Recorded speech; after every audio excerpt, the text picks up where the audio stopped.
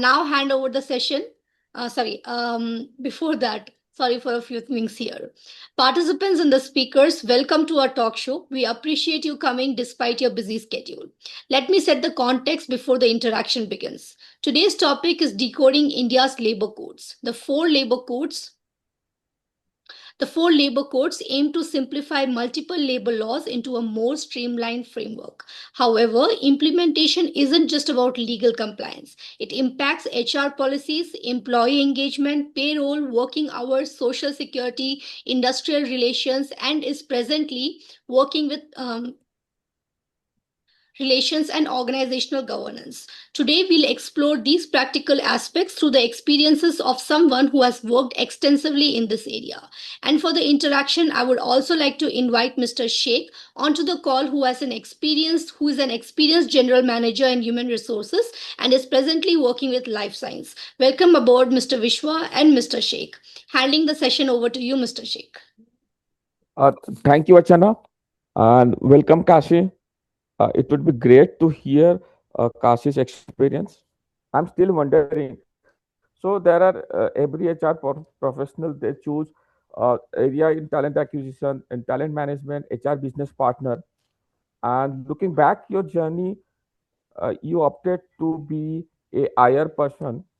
So I was discussing with Archana, and Archana said to discuss in some other topic, but you were keen to discuss on the labor codes and all. So we'd like to know from your experience what motivates you,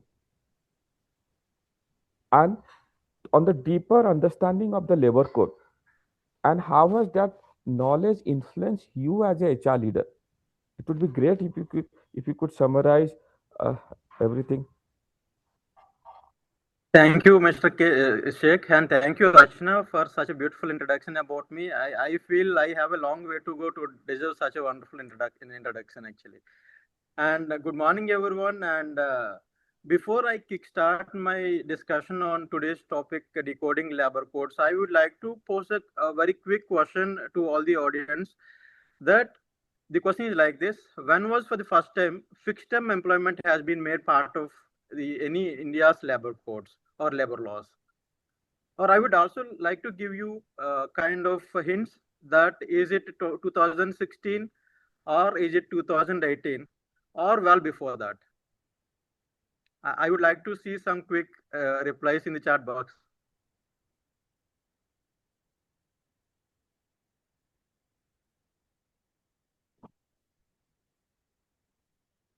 Yeah, Yeah, probably we are someone getting. has written 2016. Yeah. Anyone else? Someone has written FTC was prevalent much before 2016. Yeah, probably coming to the reply, I believe that it has been there well before 2016.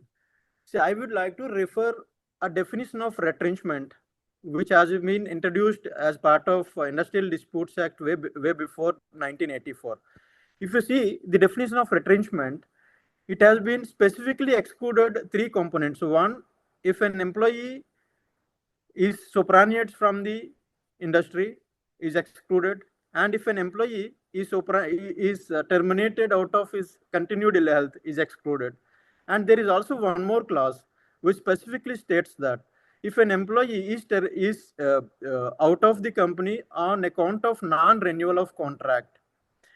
What does this mean? This means that if an employee is employed in an organization out of a contract of employment for a specific purpose and for a specific tenure, and he is now not going, his contract is now not going to be renewed, which means that on account of non-renewal of contract is not treated as a retrenchment. So this is nothing but a fixed term employment. If an employee is employed in an organization and his contract is not renewed, is not treated as a retrenchment, which means this is there well before 2016. Yes, I admit that in 2016, the Ministry of Labor and Employment has issued a gazette notification saying that fixed term employment can be engaged in apparel industry very specifically. If you see the standing by amending the standing industrial employment standing orders act 1946, right? And after that, it has opened gates for all the other industries in 2018 that any industry can engage fixed term employment for a specific period and for a specific purpose, and it should be and that those parameters should be very specifically mentioned in the contract of employment.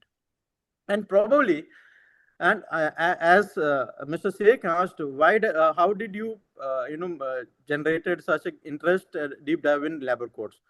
My interest came not just primarily from my practical exposure, but from way back in 2009, 2000 when I started my post graduation. That labor laws has been one of the core subjects which I've studied, and the professor, Mr. I'm very proud to refer my professor, Mr. PVVSN Raju. Of course, he's no more, but yes, he has literally made us to go through the labor codes, which is very important if you're really starting up your career in manufacturing sector.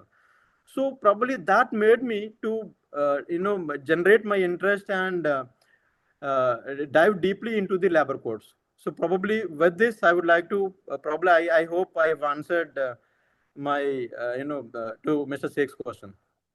Over to you, Oh, sir. great, great. Thank you for sharing your journey. So labor code is not can be built overnight. It required a lot of curiosity, lot of learning, a lot of years to build.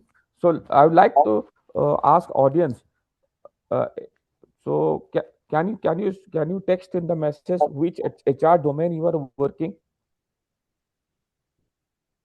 If anyone beside HR, they can also mention the name of the professional that you are.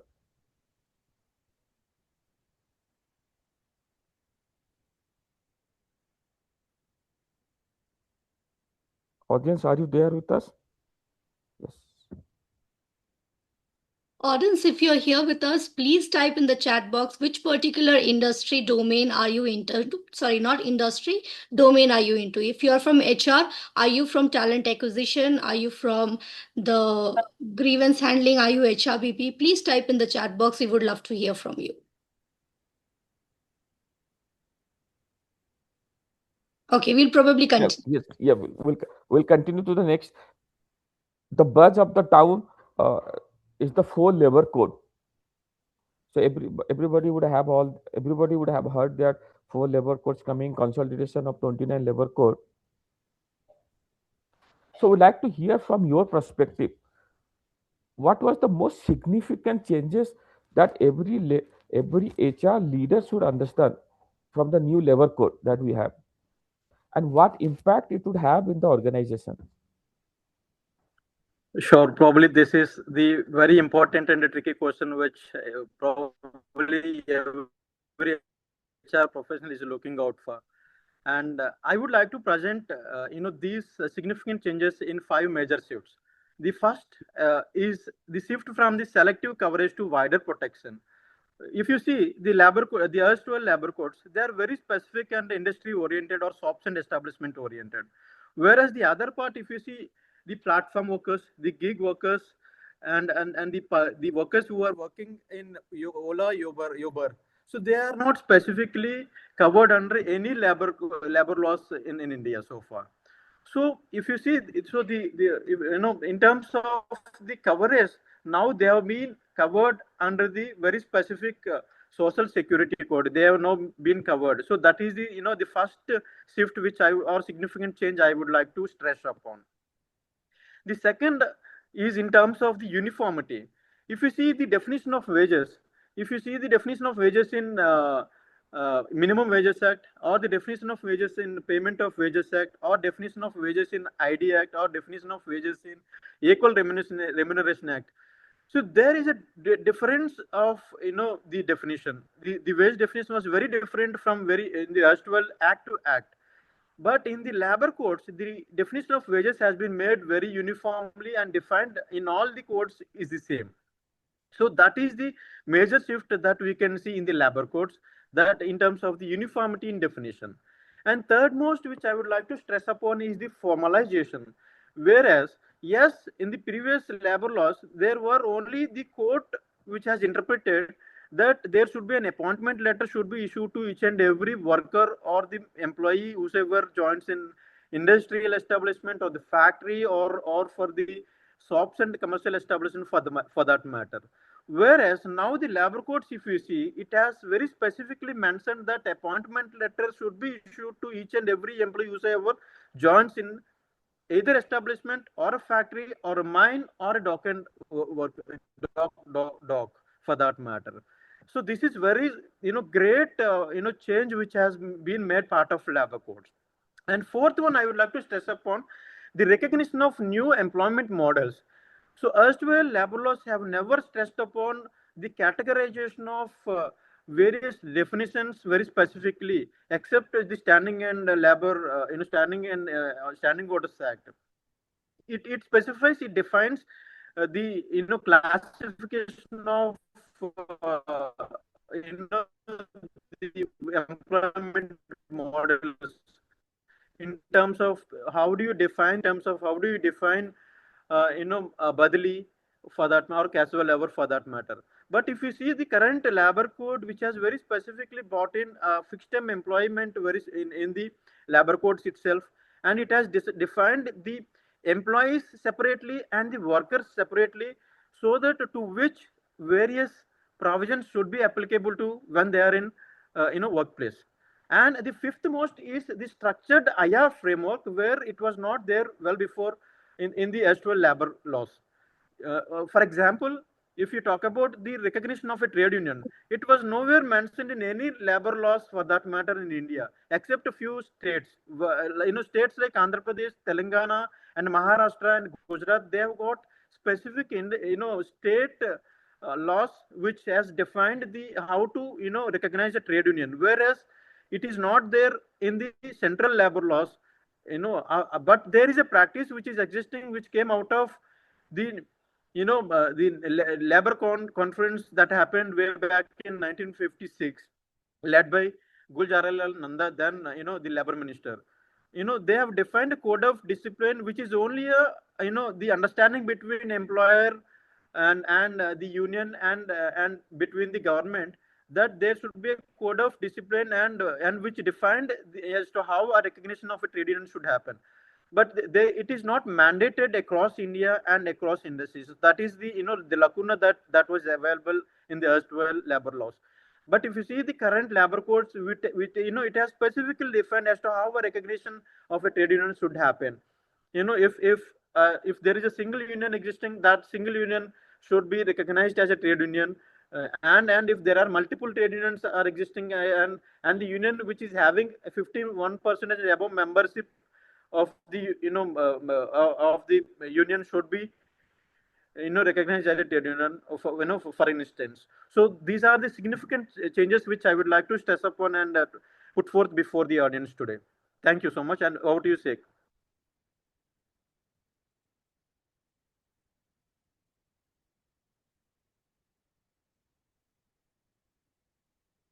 Over to you, Sheikh. Can you hear me?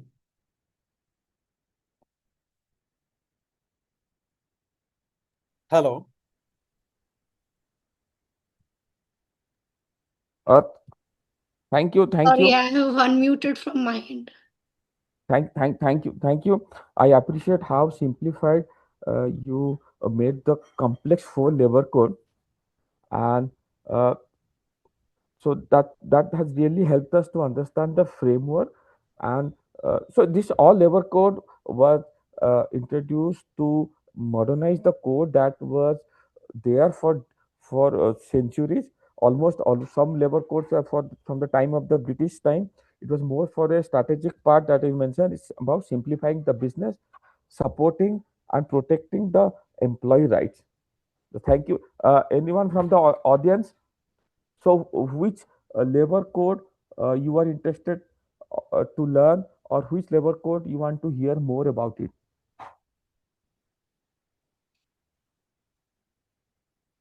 Participants, please type in the chat box which particular labor code would you love to hear more regarding.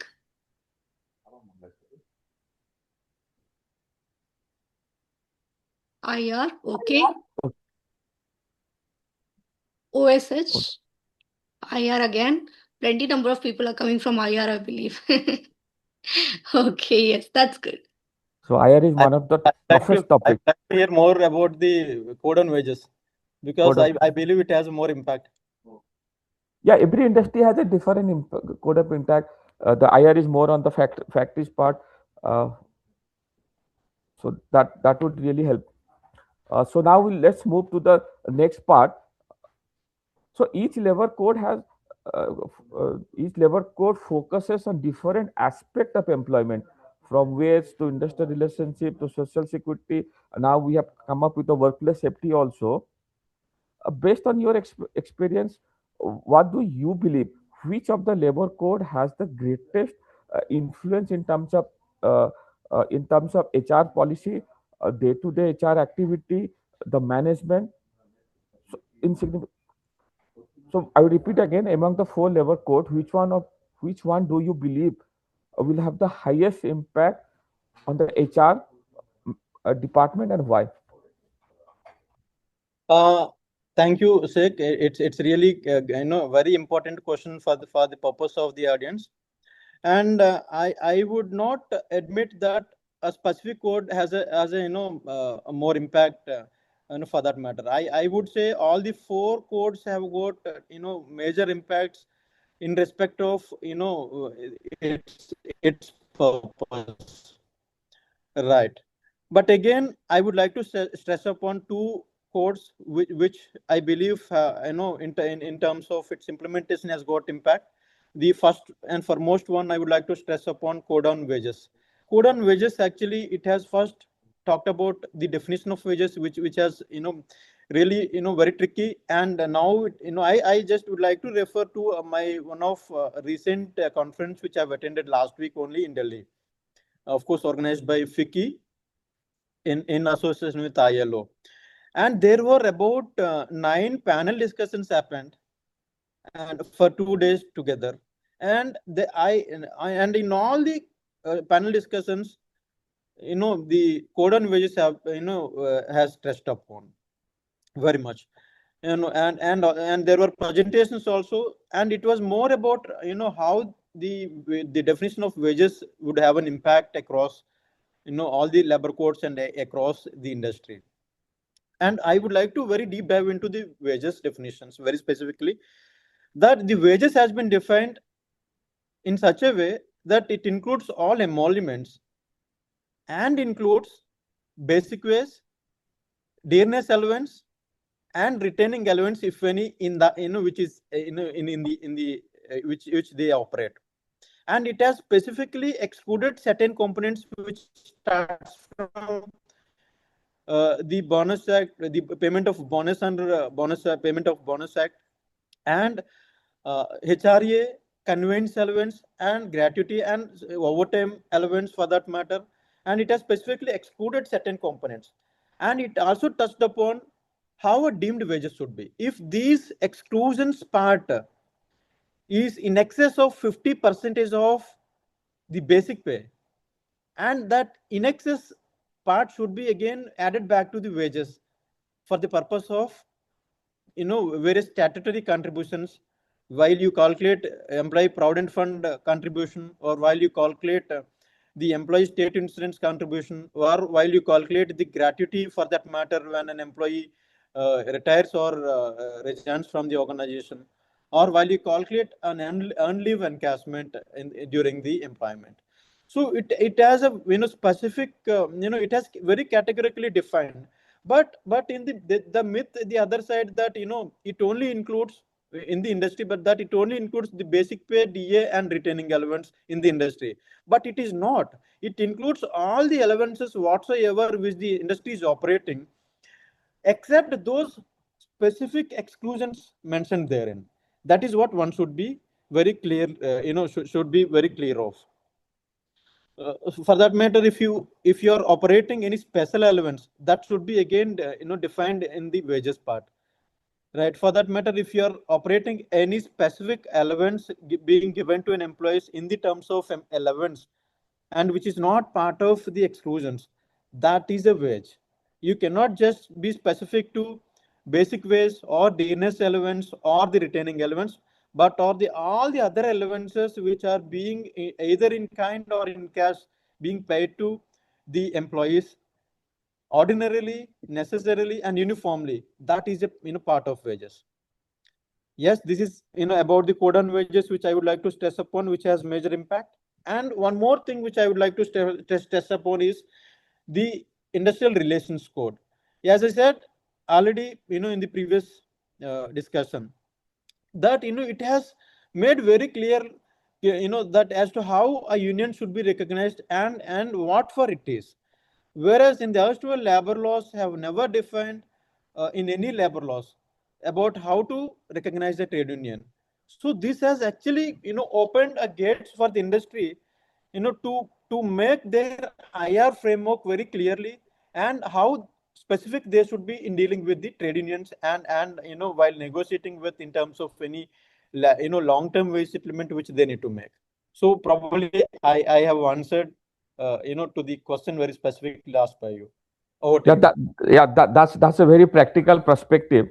Rather than treating all codes equally, so you have highlighted that HR should more focus on the Code of Wages Act. Yeah, so it's not only the HR, that every employee will focus, because at the end of the day, money matters. Yeah. So Sorry, 1 minute. Sorry, Mr. Sheikh, for interrupting. Mr. Vishwa, so if you see in the chat box, there are also certain questions from the participants who are asking something in line with what you're speaking. If you are, when you are speaking, if those aspects are coming into the discussion, it's absolutely fine. Otherwise, I request the participants to please ask these questions towards the end. Beyond 10:40, we'll open the door for you, because there are quite a good number of questions coming from all the people. So probably, Sheikh, we'll wind up the interaction at 10:40 itself, yes. so that we can have a interaction question from the participants as well. There are going to be plenty, I believe, right now, rather than one or two. Yeah, Surely, I would definitely expect questions actually, which is very important for a mutual understanding, because Sure. the labor codes has been a very buzz and viral in the industry currently. In terms of its application, and in terms of its interpretation, and there is a lot of clarity which is required even by from the government side also. So definitely, I am very much prepared for the questions to answer also today in the discussion today. Sure. We'll go ahead, Sheikh. yes. So that shows the engagement in the discussion happening. So the people are more curious to know. So there are. So how do you see the implementation of the code? What what code should be implemented first? Which HR processes that you think that organization should change or revisit once the code is fully implemented? Sure. This is actually very good question for that matter. Actually, implementation has been very important now. But in terms of the industry, how they have viewed the implementation. So let us very deep dive into way back in 2020 when the courts have been notified in the Gazette. See, we know that the courts have been notified way back in 2019 for very specific to code on wages, and 2020 for the all other codes. But nobody has really put an effort to understand how the codes are impacting in the industry, or how the definition of wages is has got a different interpretation in the industry. But they have now they are in the run up, and they are now going here and there to get the very clarity of understanding the definition of wages, or understanding how it has an impact in the industry, only once it is notified in 21st November 25. People are running here and there. Even for that matter, in my own organization, we have we are very much well prepared. I would like to very make it very clear that we are well prepared before implement the codes were notified in November 25. We have constituted a committee to understand the impact, and and understand the interpretation of various definitions that have been defined. So we are very much thorough and advanced in understanding the impact, and we have a multidisciplinary committee has been formed, in which I was also the member, and we have studied thoroughly the all labor codes, and provision to provision, and reading in between the lines, which is very important. And we have submitted a report to the management as to how what are all the provisions which has an impact, and how it is impacting the permanent employees for that matter, and very specifically the management cadre, or very specifically the workman cadre, or in terms of contract labor that you employ through a contractor, if so. And provision wise, we have submitted a report, and management was very happy that we have given a kind of a preliminary report, though it was not evolved, because the interpretation and the implementation has not evolved that point of time before 21st November. Because these are all interpretations have started confusing or digging the brains of people only after it is notified. But yes, there is huge work to do, and probably the industry is ready, slowly working towards as to how it should be implemented. And probably they are waiting for even the Ministry of Labor and Employment. Yes, though they have given some FAQs in terms of few things, but yes, in terms of a few specific things, like how overtime should be excluded and how it should be added back if it is excess of 50% of the exclusions, and should be added back to basic pay. So there is a lot of confusion as to how it should be implemented in the industry. But yes, coming to very specific question for you, as to how it should be implemented, I believe that we should first form a committee, including a multidisciplinary from various departments. I suggest HR should be the one, because they are the one who is practicing the labor laws. And of course, if you are operating the legal department, you can make a person from the legal department part of this committee. And from the from the HSE, if we are operating the HSE department, the health, safety and environment department, because majority of the provisions are related in the OHS code are implemented by HSE department. So you can make them part of this committee. And if you have the finance, because the finance is the one who is the evaluating the finance impact, the in terms of the money, how it is impacting, so you can make them part of the committee. And now understand, this committee should deep dive into the labor codes. They should also refer to similar industries as to how they are implementing. So because similar industries and in the similar region, they should be in line, I believe, because they cannot just simply, otherwise their unions again they come forward, because that industry is implementing differently and you are implementing differently, and it will not work out. So I believe that in the region come industry, you should be thorough and uniform implementation should happen. So that is how company should form a committee and evaluate the provisions, and they should find out the impact and present the financial impact, if so available, to the committee, and so that they can implement in the ground. So I Thank believe I've answered well. Yeah. Thank you. We all believe the proactive approach will help us to mitigate the risk. And I'm very curious. There are a lot of question coming up to ask. There are a lot of times, so I would request to keep it very precise so that we can complete all the question on time. So one thing is very, I'm interested to know. So, what problem that you have solved while interpreting the codes? If any example that you can give in terms of the wage definition, in terms of the salary, in terms of the gratuity or the PF, that would really help. Uh, to this question, actually, we are very, very, preliminary stage, I would say, because we being a public sector organization, we have to follow not just the industry practice, but follow the Department of Public Enterprise guidelines, in one side, and we should also be in line with the similar industries in which we are operating. So we have kind of meetings took place very recently in the industry also, because we fall under the Ministry of Petroleum and Natural Gas. All the industries that are operating under the Ministry of Petroleum and Natural Gas, we are sitting together for understanding the impact of the labor codes and its definitions, as to how it will be having an impact in the industry in terms of the gratuity, for that matter. Should it be now, should it be, should we still continue to calculate it on the basic pay plus DA? If you see the definition of Payment of Gratuity Act and the wages definition, for that matter, it is very specifically defined that wages including basic pay plus the DNS allowance, and it is specifically excluding other elements.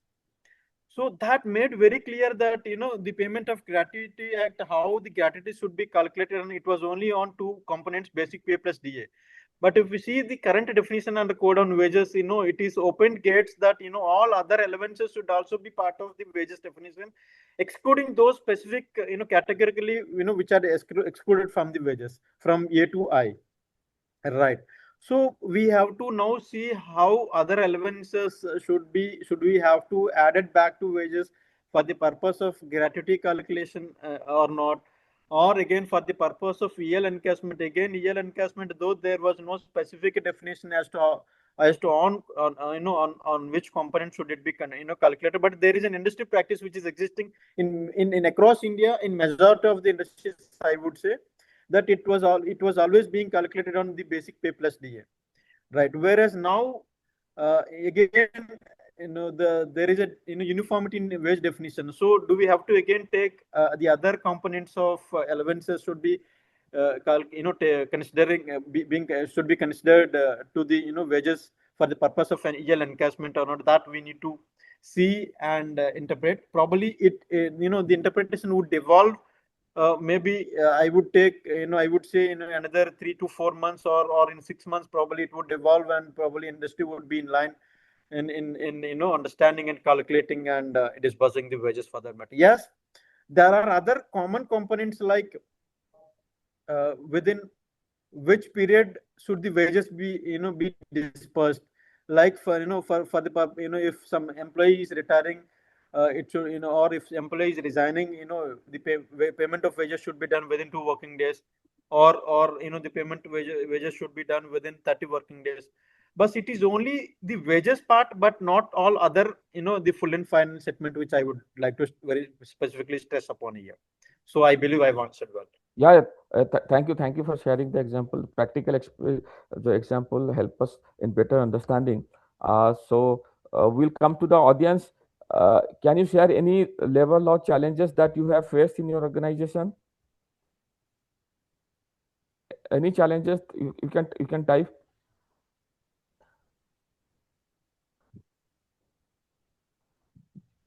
Uh, so in, so in time we'll come to the next question. There are a lot of discussion happening uh, on the webinar we are having, the seminar we are having. So, what is the myth that about that anybody has heard about the labor code? Yeah, it's really good question, because I am in the industry and following these myths from the way back in when it was notified. Initially, I have seen a lot of myths being circulated virally in the social media, that wages only include basic pay plus DA. That was the very biggest myth which I have observed so far. But yes, if you see how it is evolved in terms of what are all components should be part of wages definition, that is the wages does not include only the basic pay, DA, or retaining allowance if the industry is operating. It is also includes all the other allowances which are not part of the exclusions defined very specifically in the definition. And again, the other myths which I would like to stress upon, that in industries which are operating up to 300 workers, they need not give now they need not obtain the permission of the government for retrenching employees from the industry, right? But it does not specifically say that they should not be paid the retrenchment compensation, or they should not be paid they should not be given the notice of retrenchment. They have to be given all these provisions, they have to comply all the other provisions.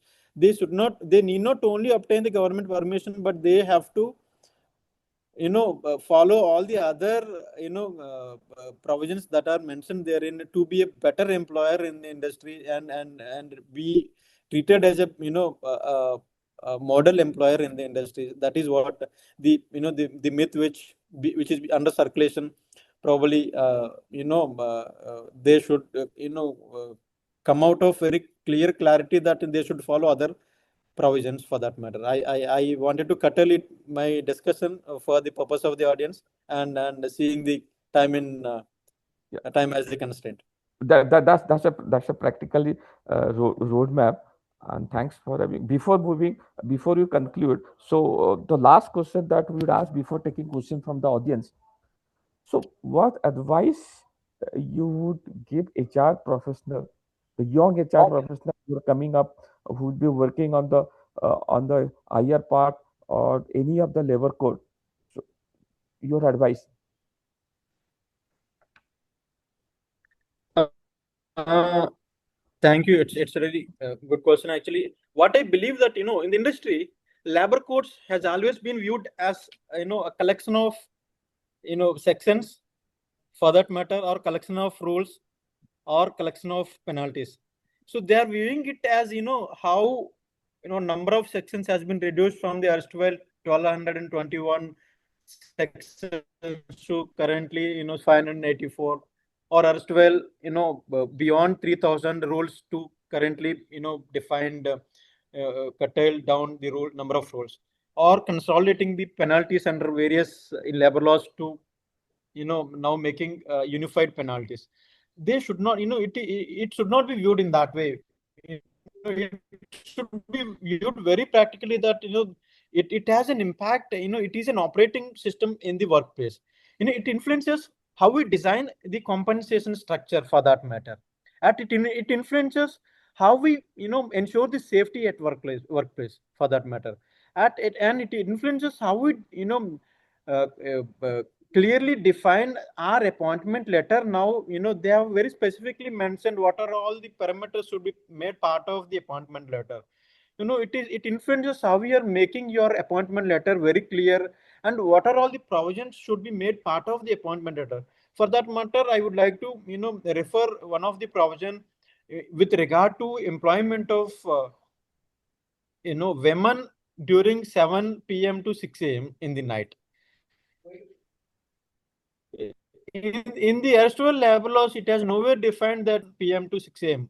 In this, if you see the central labor laws, but whereas certain states have allowed by issuing the state specific rules in these factories rules in the specific states, that the women is allowed, provided certain components is ensured, like the safety of women should be ensured, and they should be transported, they should be picked up and transported, and dropped at their home.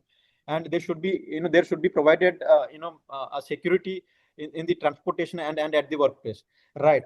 It only in the states only they have defined very clearly, but there is no central law that is defined.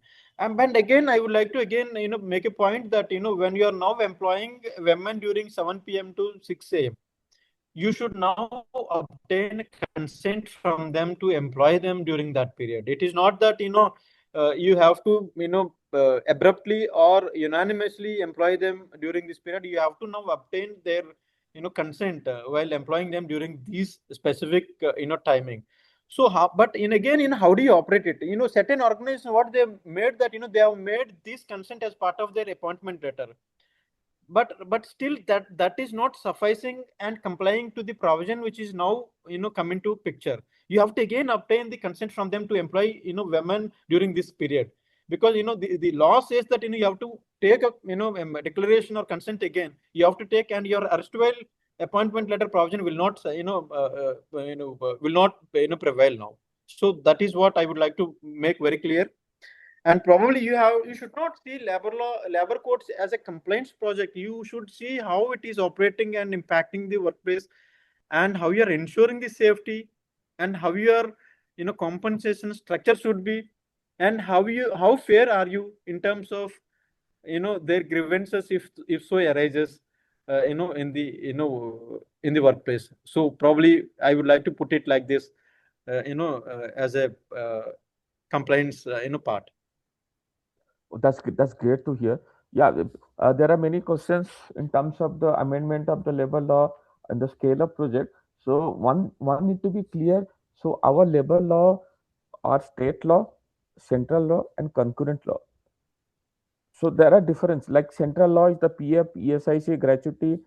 Those are the central law, and then state laws comes substance commercial. They comes under state law. Minimum wages comes to the state law, and there are minimum wages who bonus is a state law. There are minimum wages who are in the central law. So there are many things that has been excluded from the code, like substance commercial, workman compensation, uh, sexual harassment. There are many codes who are excluded from the code. So Santosh Patnaik has asked that. Yes, over to you. Can you more define on the IR, because many previous questions are there from the IR, Kashi? Probably I would like to put it like this. See, labor laws is part of the concurrent list, in the part 5 of the Constitution of India, wherein central and state can make labor laws, right?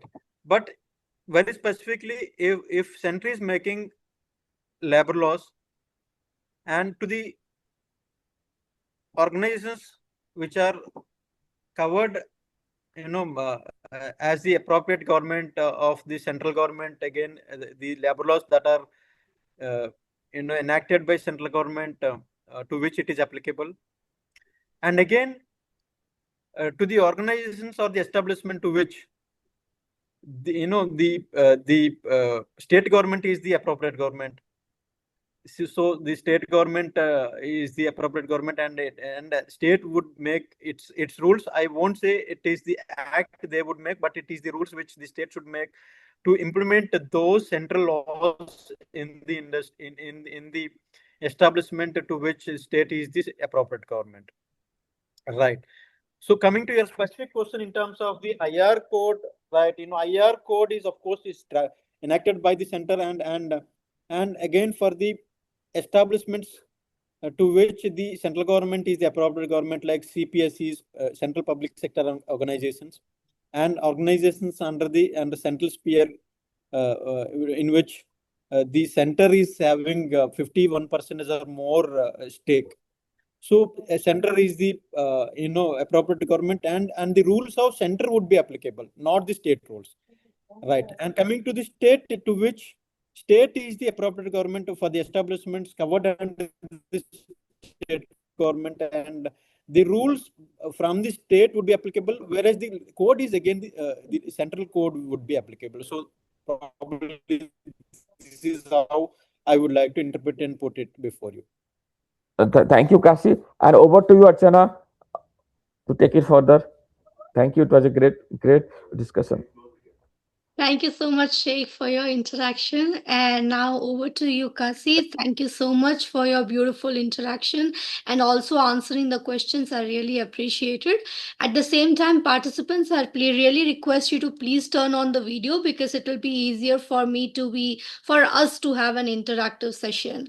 And now, as I informed at the initial phase, I'm going to leave the floor open. If you have any question, we'll probably go one by one from the questions which are already there in the chat box.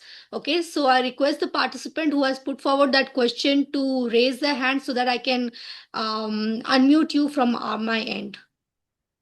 So there's Mr. Manohar Kaluri. Are you still there in the call, Mr. Manohar? If you are, I would request you to please unmute and put forward your question which you were asking. Still trying to search Mr. Manohar. Okay, Manohar is here. Are you there?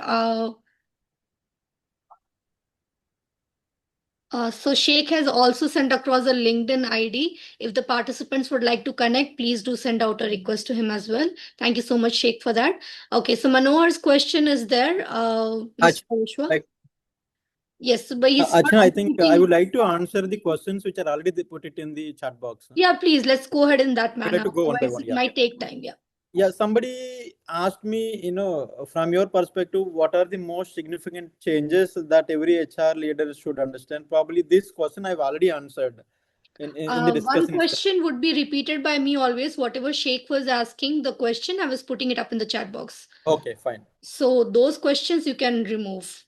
Okay, fine. The moment my name comes in, you can probably figure it out. Yeah, I understood. You're going from the starting, okay. I'm going from the starting. Okay. Yeah, somebody asked me, probably Mr. Santosh Pawar. OT encashment gratuity was previously calculated on gross. Now will it be basic DA retention allowance excluding other allowances? Probably even I believe that gratuity, leave encashment, OT in majority of major part of India and major industries, it was being calculated on basic pay plus DA, because I have worked across 4 industries and it was always being calculated on basic pay plus DA. But yes, now we have to see whether should we include all other allowances to make part of calculating the OT and encashment, because the wage definition open so that all other allowances should be made part of wages, except those exclusions which are mentioned very specifically there in the definition. I hope I've answered. Participants, if you have any further questions, please do raise your hand so that I can mute you. Yeah, I think regarding Santosh T asked about regarding yearly health checkup for the workman. So I believe the code on occupational safety, health and working conditions has made it very clear in the rules. In the previously drafted rules, it was only specific to the employees beyond 45 years of age should be mandatorily undergo the annual health checkup. But again, in the final notified rules, it is reduced the age from 45 to 40.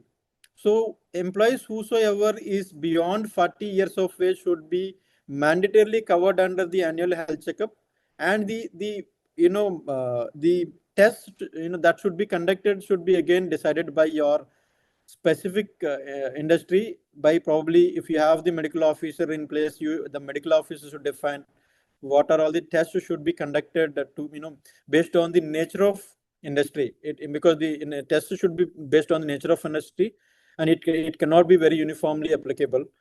So and they have made it even the timeline by which it should be completed. It should be completed within 120 days from the start of calendar year. So 120 days means within 4 months from January. So all these medical tests should be, the annual health checkup should be completed. So I believe I've answered, Santosh. So there's one question by Mr. Hari Tulugu who says, is there any update with regards to PF C-Link? C-Link. Yeah, as I'll just put it very clearly that recently, as I was discussing that I've attended a conference organized by, it is actually not conference, it's a global IR summit in Delhi, organized by FICCI in association with ILO, International Labour Organization. So in which one of the speaker was the Central Provident Fund Commissioner, Mr. Ramesh Krishnamurthy. He was also one of the speaker. When we have put the same question to him, and he was very clear that it is the definition of wages defined in code on wages. He has not, he was very smart enough that he has not made clear that it should be only on basic pay plus DA should it be calculated upon, but it is the code, the definition of wages and defined under code on wages on which the PF ceiling should be calculated upon. That is what is made it very clear, which means that again the definition of wages comes into picture. We have to see the basic pay plus DA and all the other allowances which are not part of the exclusion. So probably I believe that would be the current answer from my view. Okay, then there's another question by Ms. Priyanka. It is not a clear one, but maybe you might be able to figure out. She's asked a question on leave with wages. So this question came in at the time when we were discussing wages difference. So at that time, this question came in as to leave with wages. But it is... Yes, again, I made it very clear. See, Ms. Priyanka... it's a repeated question. Okay, fine, all right. Then, yeah, there's this question by Santosh Pawar. Has that been answered? Yeah, I answered. Okay, fine. Then below that is Santosh again has asked, there's another Santosh, sorry, regarding yearly health checkup for the workmen's. That I answered already. Okay, fine, all right. And Santosh Patnaik has answered this question, asked this question, how can government forget to its in amendments? Have you seen this? Which question? Just a moment. This comes before Sheikh's question. Participants, please type your questions. Below that, Santosh Patnaik has asked this question. How can government forget to in its amendments about industrial labor codes? Initially, are they planning to dilute their role in settlement? Not exactly labor codes. They have not forgotten. They wanted to, in fact, made it a very short and quick resolution by only having industrial tribunal in place. Earlier, we have labor courts and we have industrial tribunals and we have national tribunals in place.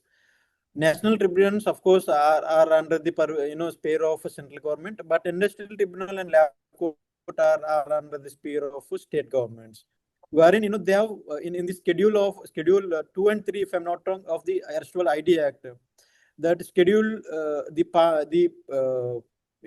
issues that are part of schedule 2 should be dealt by labor court, and the issues which are mentioned in schedule 3 should be dealt by industrial tribunal.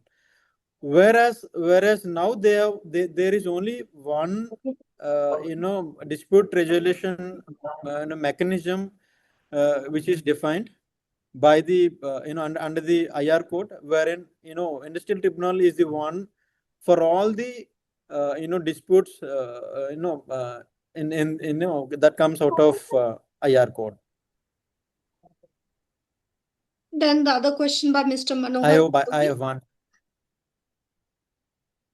A large scale project sites, the contractor workforce is highly transparent. How does the code envision the practical tracking and implementation of these modalities of health checkup? Yeah. See, center, everything, as I said, policy is actually, defined either in a line or two. You can't expect the implementation methodology being there in the codes, because otherwise, if we define everything in the code, the code would become another constitution. So so they have actually what they did, they have opened the floor to the industries and of course in the rules they've defined as to how the health checkup should be done. Even in the currently also there are organizations are conducting health checkup for the contract labor, but only through the contractor. And it is not exhaustive also the way it is being conducted for the permanent employees, for that matter. Permanent employees, of course, the health checkup is taken care by the employer itself directly. Whereas for the contractor also, the same employer would ensure that, the contractor ensure the health checkup for the contract workers deployed by him. But yes, it is not exhaustive, but probably through the code they have tried to enforce that, for the contract labor also, for the purpose of health checkup, they should be treated at par with the permanent employees, is what the center made it clear. So probably going forward we have to take them into consideration, and probably we can conduct the same setup the way we have it for the permanent employees and do it for the contract labor as well. That would be the right approach, I believe, being an HR professional and as a better employer practice. Next question is by Mr. Joganna.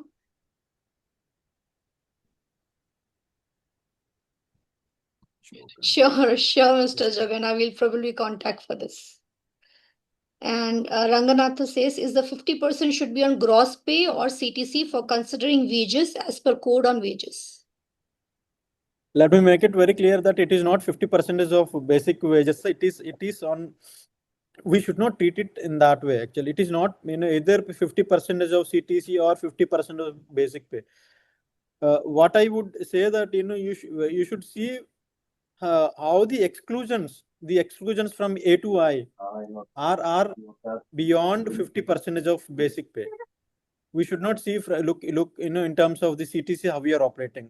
You should see in terms of how the exclusions are defined, and only the exclusions that are mentioned very specifically therein, if those exclusions are in excess of 50% of basic pay, should be added back to the basic wages for the purpose of only the statutory contributions or the statutory disbursements for that matter.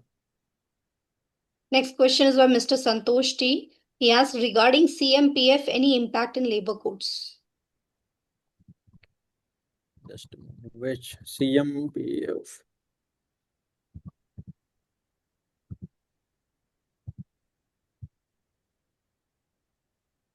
Which one is that one? After Mohan Kaluri, sorry. Yes, beyond that only. Then Ranganatha's question, and then just 2 or 3 messages beyond. No, I had sent Regarding across a chat image, any right? impact on that. Beyond that. What does this mean? CMPF? I am really not able to get this.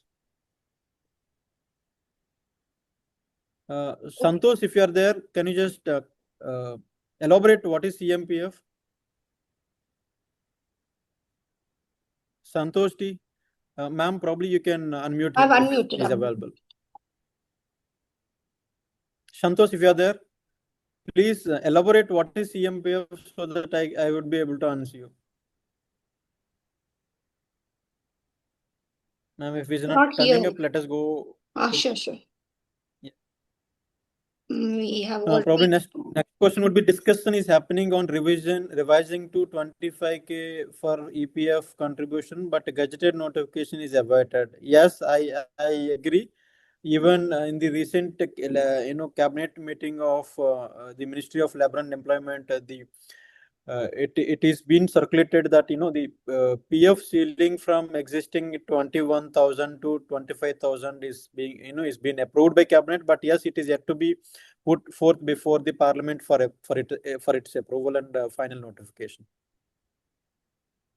Okay, next question is by Mr. Santosh Patnaik again. Employers are not financially burdened with amendment of wages concepts. Next Yeah, it's good question, but yes, I have to, I cannot say very specifically that it is financially burdened, but what industry, what the government Ministry of Labor and Employment has made it, or government of India has made it clear that it is not financially burdened, but they wanted to enforce the minimum requirements, which are required for the employees to follow in the industry. So I see in that way. Let us see that it's a positive note given by the government of India, and I believe let us enforce it in the same spirit and manner. Next question is by Mr. Venkata Reddy. Who is responsible for contract workman health checkup? Contractor or principal employer? As I said, it is very clearly defined that first it is the contractor who is the immediate employer for the contract labor engaged by him. But again, if he is not following or complying to the provisions of health checkup, again the responsibility lies again back to the principal employer. That is the principal employer should be the final authority or final one who should be taking care of it. Next question by Mr. Rahul Kumar Singh. Will ESIC calculation be based on gross 21,000 or basic plus DA 21,000? I answered this many a times in the definition, in the discussion, that it is on the wages definition. As I said, wages including basic pay, DA, and deemed wages, and again any other special allowances if you are operating. So it should be on that. It is not just on basic pay plus DA. It is again a myth. Basic pay and DA is only a myth. Okay. And Sheikh has given an opinion, I believe. Contract is responsible for the health checkup and principal employer is accountable. ESIC contribution is based on the wage now. Santosh Patnaik has asked another question. There's a change in provision of creche. Can you throw some light on this provision? Yeah, provision of creche is defined under 2 labor codes now. One is under the OSHW code, and other one is under the Social Security code. So both have now defined very uniformly. But yes, OSHW code very specifically mentioned that it is applicable to all the employees, irrespective of the only the women employees, if you are employee, if there is a child, even for the male employee under the age of 6 years, and he is now eligible to keep his child in the crèche that is available. So it is not just in Arrestable Act was only very specific to the women employees and their children, but now it is very open and clear that it is even applicable to the male employees and their child under the age of 6. So in that way we should say. Okay. Then Mr. Rahul Kumar Singh has just mentioned coal mine provident fund. If it can be a little bit clearer in this. Yeah, like EPF na coal mine has a different provident fund. Unless like the EPFO we have, they have a different social security for that. So he's asking more on detail Yes. on that. Okay. Yeah, I agree with you, sir. Yeah. Probably, I think Sheikh sir has answered well. There are so many questions, but okay, fine. I don't mind extending. Usually it's 10 to 11, and by this time I would have already gone for my coaching session. If you would have seen my last session, what I usually do is I go for a quiz session also. The winners get a gift voucher, but the participants are coming up with so many questions. We are already extending. I don't mind because still at the end of the day, for Ma'am, me, actually, it's it is about what good. much It they are is good, learning. Yes, yes, Ma'am, sir. So I actually, don't it is mind good going actually. out of it. I don't mind going out of it. It's okay. We'll probably see that towards the end. The people who are remaining, we'll probably conduct a quiz for them and hand out a gift voucher for them. No issues. So yes, there's another question by Mr. Hari Telugu, who says, can legally lay off 80 permanent workers without prior government permission under IR code? Yes, of course, you can lay off because it is applicable up to if you are if you are operating 300 up to 300 workers, as it is allowed. But again, you have to follow the layoff compensation and informing them. It is not government permission is not required, but informing them is the provision which is made part of the IR code, and the payment of layoff compensation should be complied with. So Sheikh here is also giving the responses to the participants. Thank you so much, Sheikh. So on chat it is Sheikh, and on call it is by you, Mr. Vishwa. So here's another response by question by Mr. Hari Tulgu. Does the non-renewal, okay, that question has also been responded by Mr. Sheikh. 50 FTs count as retrenchment triggering closure or retrenchment compensation under the IR code, compensation under the IR code. It will not trigger the retrenchment definition because it has been very specifically excluded under the retrenchment definition. Yes. So you can, you can, you're not terminating them actually. You are just, not renewing their contract. See while any industry engaging the kind of fixed term employees, they should be very clear in terms of writing their contract of employment, the appointment letter for that matter we talk about. They should be very clear that if they are engaging for a specific project purpose, their contract of employment should be defined very clearly that it should be up to the completion of project or for 1 year or 2 years, whichever is there. In that way, you should define it. So it will not be treated as a retrenchment at all in that case. And if you're not defining the contract of employment, very clearly and legally attainable, again, the industry would end up in litigations. I think we have answered quite some questions, Mr. Kashi Vishwa. It's wonderful. And thank you so much for your inputs as well, Mr. Sheikh. Really appreciate it. Though you did not turn on the mic, but you did quite some job here in the chat screen as well. It's really seen over here. Now, the participants, shall we go ahead with the next session, or are there any other questions, participants?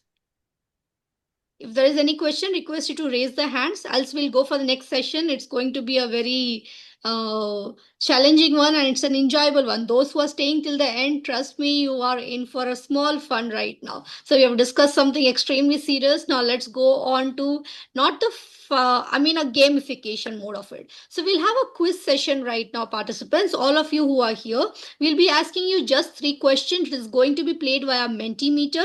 I'm going to send you the link in the chat box. All you have to do is just click on the link. It will take you to the Mentimeter site. Once it takes you to the Mentimeter site, please type your name properly, otherwise it will take in some random names which will not sound so good. So please enter your clear name in that and then start playing the quiz. I will be displaying your answers here in the screen as well. Okay, and we'll see, we'll have just 3 questions. The winner of those 3 questions, it's going to be a culminated score. The winner is going to be getting a cash voucher. So are you all ready? Please type ready in the chat box if you all are ready, and let me send you the link. Yes, so I've taken the link and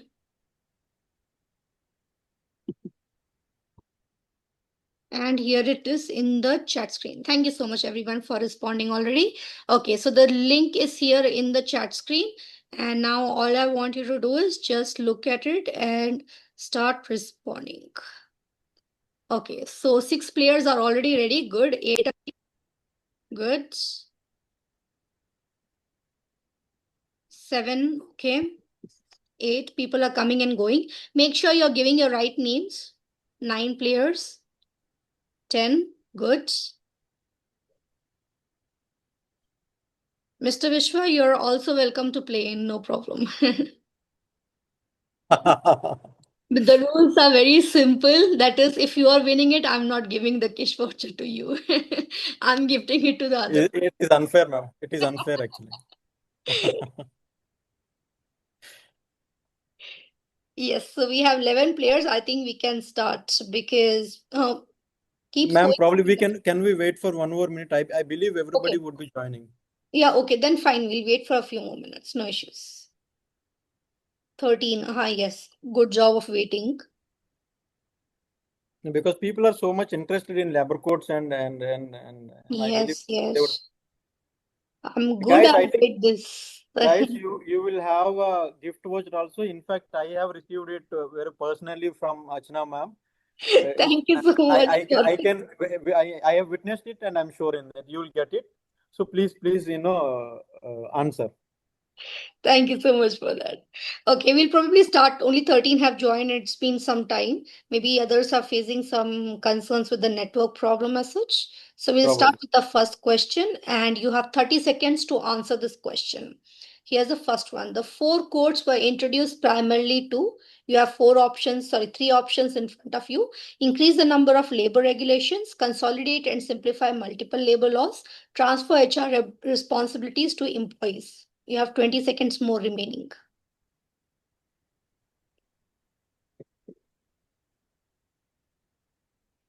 So let's see on the race.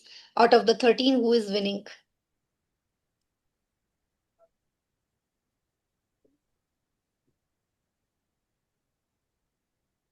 Done. Okay, someone has annotating. Request you to please keep it off. Okay, so 10 have replied in consolidate and simplify multiple label laws. And that is the correct answer. Let us see that who has answered the fastest.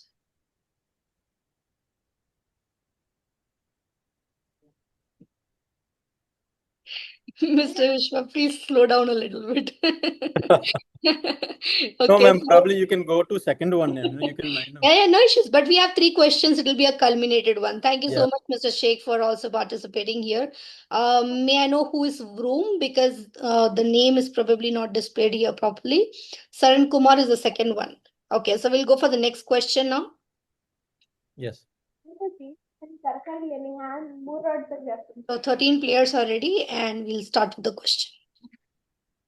Please do not refresh the page or step out of the page, because if you do, then you will have to re-enter all the details again. Under the new wage definition, which of the following forms the core of wages? Basic pay plus DA plus retaining allowance plus any other allowance which are not part of exclusions mentioned therein. HRA plus bonus plus incentives, overtime plus HRA plus commission.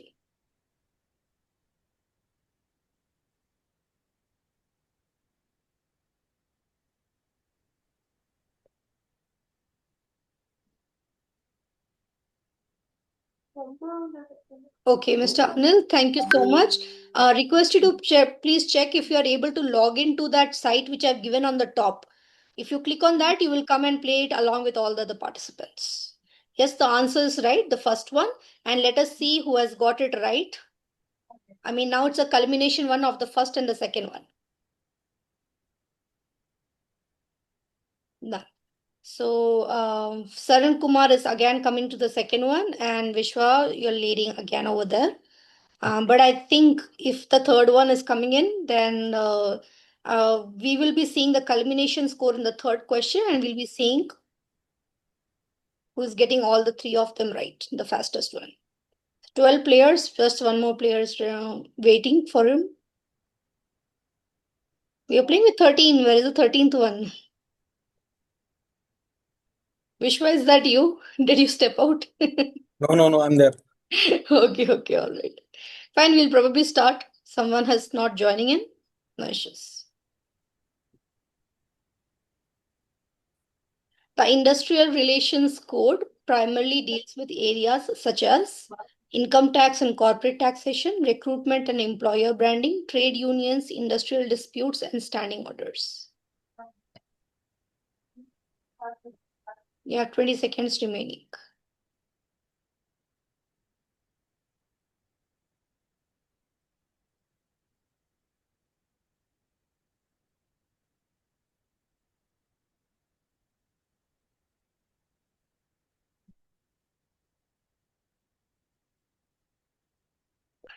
All 11 are coming in here, and the right answer as well. So let us see in the labor board now who is the fastest in getting the culmination score now.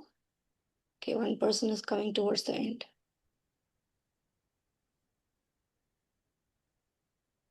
Vishwa had informed you, but I'll probably go for Mr. Saran Kumar here. Yeah, sure. I am open for that.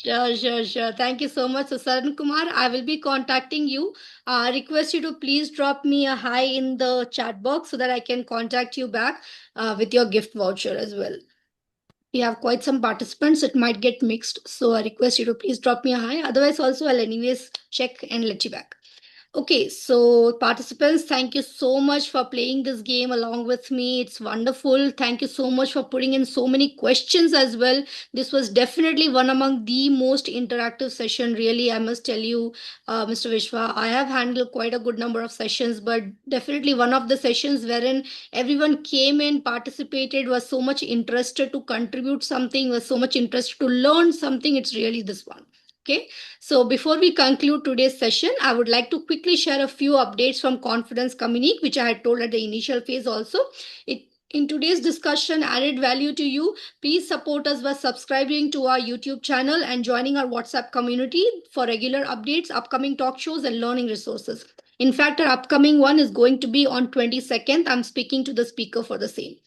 Okay, and registrations are also open for a workplace English language enhancement and presentation skills bootcamp happening on 29th and 30th of August from 6:30 p.m. to 9:30 p.m. This practical two-day program focuses on workplace grammar, email writing, meetings, and professional communication. Please note it is a training program and not a talk show, not a normal webinar or a workshop. It is a practical training program wherein I'm going to be the trainer. I'm going to take you through lots of exercises for you to practice on. We also invite working professionals and organizations to explore our 3-month communication intervention program. Our batch is going to end on the coming week, and then upcoming to that, I'll be also open to another batches coming on. Our signature coaching initiative designed to build lasting confidence in workplace communication, presentations, meetings, and leadership conversations through continuous practice and personalized feedback. I will be able to send you the proposal for that if you would be happy to employ this in your organization as well. So as we come to the end of today's session, I would like to extend my heartfelt gratitude to our speaker, Mr. Kashi Vishwa, for sharing his valuable experiences and practical insights on India's labor codes and their importance in today's organizational landscape. Your perspectives have helped us understand that labor compliance is not merely about following regulations, it is about building responsible organizations, strengthening employees' trust, and creating sustainable HR practices. Thank you to everyone who joined us today and made this session interactive through your questions and participation. We look forward to seeing you again in the next episode of Confidence Communique HR Series. Please check your email. You will keep getting the message along with the revised date that will regularly happen. So you will not be able to miss out on the session, the upcoming session, as long as you are you're checking your emails regularly. Until then, keep learning, keep growing, and continue building workplaces where people and businesses thrive. So, Mr. Kashi, before we end, anything to add by you or Mr. Sheikh?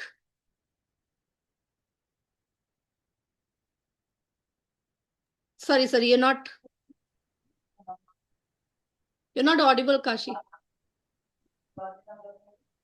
Yes, ma'am. Probably, I have given what I could, do the best, and I think I just, justified being a speaker today. And as I said, labor code should not be viewed as compliance project. It should be viewed as an operating system at the workplace, and should be framed, interpreted well for the purpose of the organization and for the purpose of the workers or the employees whosoever they would be operating with. So that is with the closing statement I would like to probably end up my session. Thank you so much. Thank you, Kashi.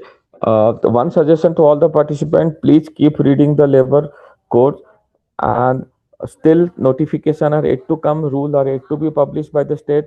So keep a note of that. Keep learning. Thank you, Archana. Thank you, Kashi. Thank you so much, sir. Nice meeting you actually. Thank you, Archana, for the invitation. Thank you so much, everyone, for coming in for We the can be in session. touch with you again. Sure, definitely we will be. Thank you so much, everyone. Bye bye. Take care. And me to the upcoming session in the soon. I'll be updating everybody. Bye bye. Take care. Have a confident week ahead.